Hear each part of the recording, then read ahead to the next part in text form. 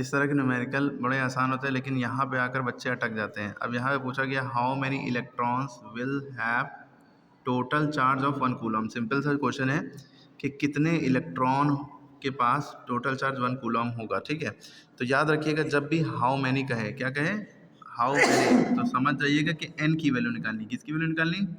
N की value. How many माने कितने, क्या कितने इलेक्ट्रॉन, तो कितने इलेक्ट्रॉन, एन की वैल्यू निकालनी है। ठीक है, दिया क्या है, चार्ज माने होता है क्यू, 1 कूलम, तो क्यू की वैल्यू 1 कूलम दी है। ठीक है, आपको जब भी एन और क्यू का रिलेशन बताना हो तो आपको याद रखना है कि ये होता है क्यू बराबर एन इंटू ई। एक होता है Q is equal to I into T, current into time.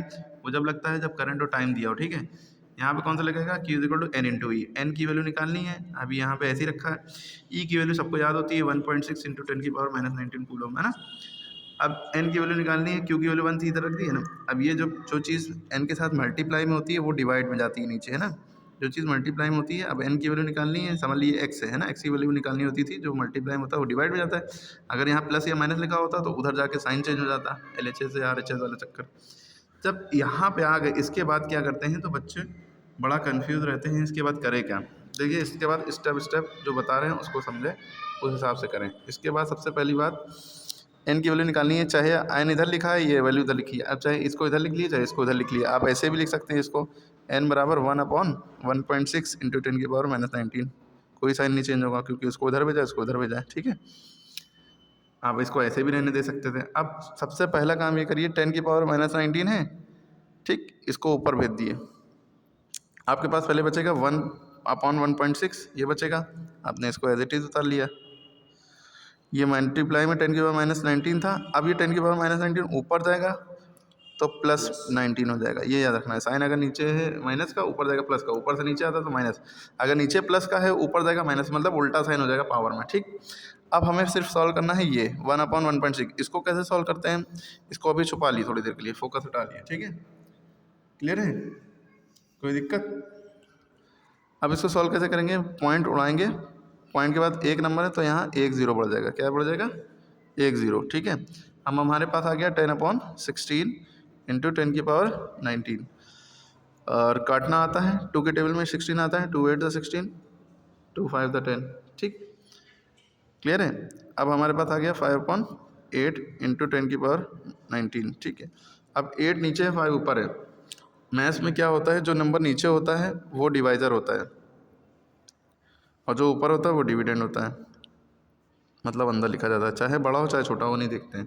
बहुत से बच्चे यही नहीं पता होता कि 5 बाहर रहेगा कि 8 बाहर रहेगा। याद रखिए जो नीचे होगा वो हमेशा बाहर रहेगा, ठीक, जो ऊपर होगा चाहे छोटा हो चाहे बड़ा अंदर रहेगा। अब 8 के टेबल में 5 नहीं आता, क्या करेंगे, पॉइंट लगाएंगे, 0 बढ़ा देंगे, 50 हो गया। 8 के टेबल में 50 भी नहीं आता, लेकिन उससे कम क्या आता है, 8 6 द 48। क्लियर होगी बात। अब हमारे पास बचा 50 में से 48 के 2 रुपये बचे। पॉइंट एक ही बार लगता है, लगा हुआ है, देखा, अपने आप 0 बढ़ गया ना।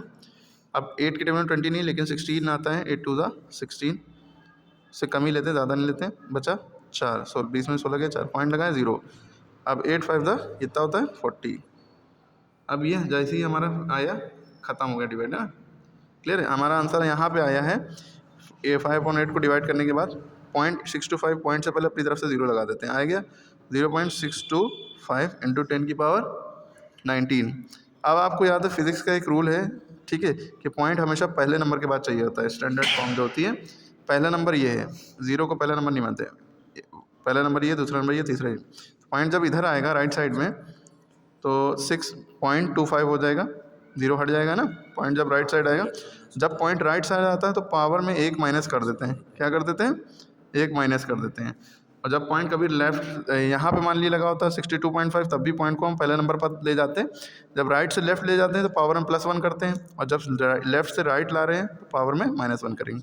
हमारा आंसर हो गया 6.25 इंटू 10 की पावर 19 में से 1 गया 18।